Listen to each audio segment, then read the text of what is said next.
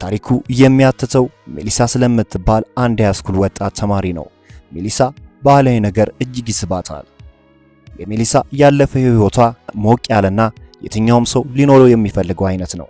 የምትኖረው ከእናቷና ከአያቷ ጋር አብራ በመሆን ነው።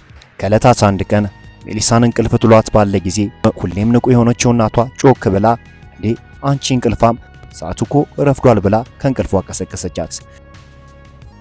በዛው ቀን ታዲያ ሜሊሳና ጓደኛዋ የወንድ ጓደኛቸውን ቤት ለመጎብኘት እያቀኑ ነበር።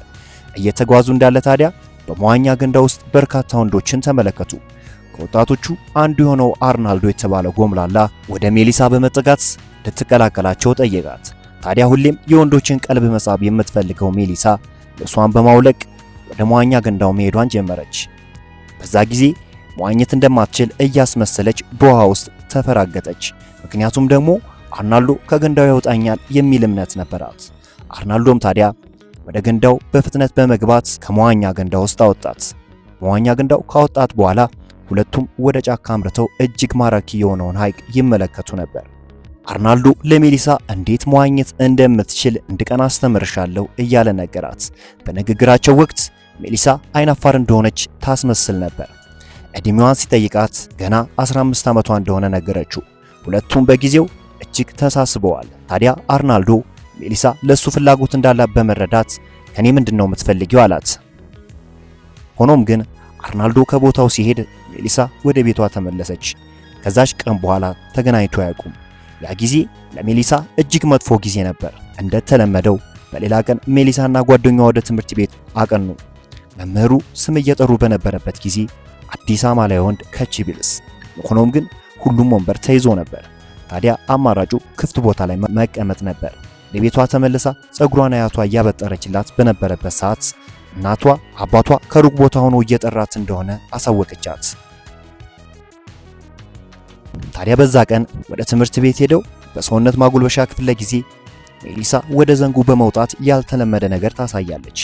አንድ ወጣትም በሜሊሳ ተግባር ተመስጦ ነበር። ሁሉም ሰው በአግራቦት ይመለከታታል። ታዲያ ከክላስ በኋላ ከጓደኛዋ ጋር ወደ አንድ ሬስቶራንት አቀኑ። በዛ ባር ውስጥ አርናልዶን ስትመለከተው ውስጧ እንደሚመታ እርግጠኛ ነበረች። ያሰበችውም አልቀረም። ፊቶቿን እየዳበሰ ወደ ቤት እንድትመጣ ጋበዛት። ልክ የአርናልዶ ቤት ሲደርሱ የሜሊሳን ልብስ እያወለቀ ድንግል እንደሆነች ጠየቃት። ሜሊሳም ድንግል እንደሆነችና ወንድ አይታ እንደማታውቅም መለሰችለት። አርናልዶ ግን ነገርየውን ማፈጣጠን ጀመረ። ጨዋታውን ከጨረሱ በኋላ አርናልዶ ወዲያውኑ ከክፍሉ ወጣ። አርናልዶ ድንግል እንስቶችን አዳኝ ሰው ነበረ። ነገሮች እንደጠበቀችው ስላልሆነ በወቅቱ እጅግ ተጎድታ ነበር። የጭንቀት ስሜት በውስጧ ስለነበር ለአባቷ በኢሜል ስሜቷን ታጋራው ጀመረ። ከቀናት በኋላ ግን ሜሊሳ ከእናቷና ከአያቷ ጋር በመሆን ለቤታቸው ቅርብ ወደሆነ ክሊኒክ አመሩ። ነገር ግን እናቷ አያቷን በክሊኒክ ውስጥ እንድትቆይ አደረገቻት። በዚህ ውሳኔ ሜሊሳ እጅግ ተበሳጭታ ነበር። ምክንያቱም ደግሞ አያቷን ከልቧ ነበር የምትወዳት። እናቷም ታዲያ ከውሳኔ የደረሰችው አያቷ ደጋግማ ስለምታጨስና ያ ውሳኔ ደግሞ እንደሚረዳት ነገረቻት። በሌላ ቀን ወደ ክላስ ስታመራ ወደ ክፍላቸው የተቀላቀለው አዲሱ ተማሪ ፍጥጥ ብሎ ተመለከታት። እሱ ብቻ ሳይሆን ከክላስ ወጥታ ከጓደኛዋ ጋር ጥሩ ጊዜ እያሳለፈች አንድ ጎልማሳ በሜሊሳ ላይ ያተኩር ነበር። ከደቂቃዎች በኋላም ወደ ሜሊሳ በመጠጋት ሰውነቷን ዳሰስ አድርጎ ከቦታው ሄደ።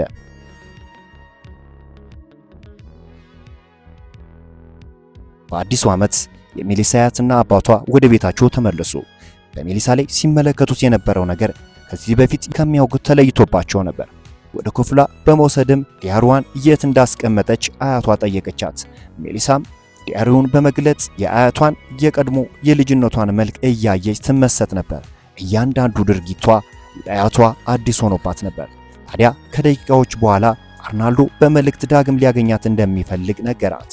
አሁንም ጣፋጭ ጊዜን ለምን አናሳልፍም ነበር የሚለው መልእክቱ። እምቢ ለማለት አልቻለችም። ታዲያ አርናልዶ በቦታው ጓደኛውን ተክቶት ነበር። በጊዜው ግን ሜሊሳ በድርጊቱ ደስተኛ ነበረች። ከአርናልዶ ጓደኛ ጋር ጣፋጭ ጊዜ አሳልፉ።